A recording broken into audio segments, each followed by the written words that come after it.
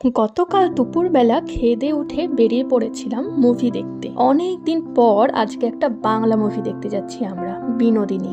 কলকাতার প্রায় সব মুভি হলেই আমাদের দেখা কমপ্লিট মোটামুটি, আইনক্স হোক বা নর্মাল হল। দেশপ্রিয় পার্কের ওখানে প্রিয়া সিনেমা হলটা বাকি ছিল, তাই ওখানেই রিক্লাইনার চেয়ারে 2টো টিকিট বুক করে নিয়েছিল। তারপর আমরা তড়িঘড়ি বেরিয়ে গেলাম, কারণ অনেকটা লেট হয়ে গেছিল, তাই কোনো ভিডিও করতে পারিনি। 4:15 শো ছিল, গিয়ে পৌঁছেছিলাম 4:30 নাগাদ। আমি আগেই বলে নিয়ে গেছিলাম যে আমাকে কিন্তু পপকর্ন খাওয়াতেই হবে, তাই ইন্টারভালের সময় ও একটা নাচোস নিল আর আমি একটা popcorn. Most of the time আমাদের মুভি স্টার্ট হওয়ার আগেই খাবার দাবার শেষ হয়ে যায়, কারণ আমরা কাউন্টার থেকে খেতে শুরু করে দিই।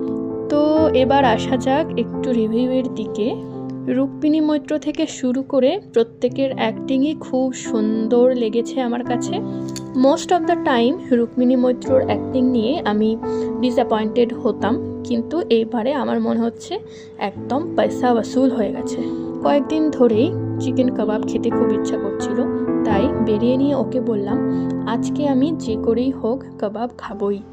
সেই কারণেও ইউটিউবে কোথায় কাবাব পাওয়া যায় সেটাই খুঁজছিল, আর আমি এদিকে টুকটুক করে ভিডিওগুলো বানাচ্ছিলাম। তারপর প্রিয়া সিনেমা হল থেকে আমরা বেহালা গেলাম। তারপর বেহালা চৌরাস্তা দিয়ে আবার টালিগঞ্জ ঢুকে রানীকুটি দিয়ে ঘুরে অনেকগুলো কাবাবের দোকান দেখলাম ঠিকই, কিন্তু ঠিক পছন্দ হলো না।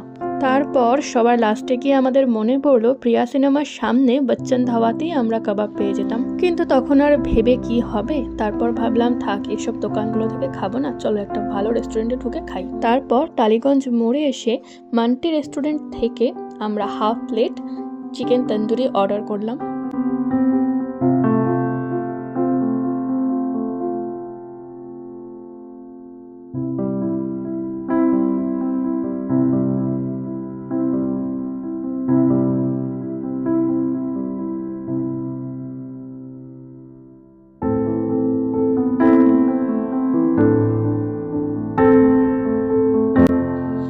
এই যে আমাদের তন্দুরি দিয়ে গেল, আর ও তো তন্দুরি বা কাবাব পেলেই প্রথমে লেবু চিপতে শুরু করে। কাবাবটা আমার বেশ ভালোই লেগেছিল খেতে। এই একটা কাবাব খেয়েই আমাদের ডিনার কমপ্লিট হয়ে গেছিলো, এতখানি ভারী ছিল। এরপর আবার আজকে সেম শাড়ি পরে রেডি হয়ে গেলাম একটা জায়গায় যাওয়ার জন্য। শুধু মেকআপটা করিনি আজকে একটু ক্লিয়ার স্যুপ বানিয়েছিলাম। আমার চিকেন ক্লিয়ার স্যুপই বেশি ভালো লাগে। চিকেনের পিসগুলোকে পরিমাণ মতো আদা বাটা, রসুন বাটা, গোলমরিচ গুঁড়ো, নুন আর লেবুর রস দিয়ে ম্যারিনেট করে সকালবেলা রেখে দিই, সন্ধেবেলা যাতে আমি খেতে পারি।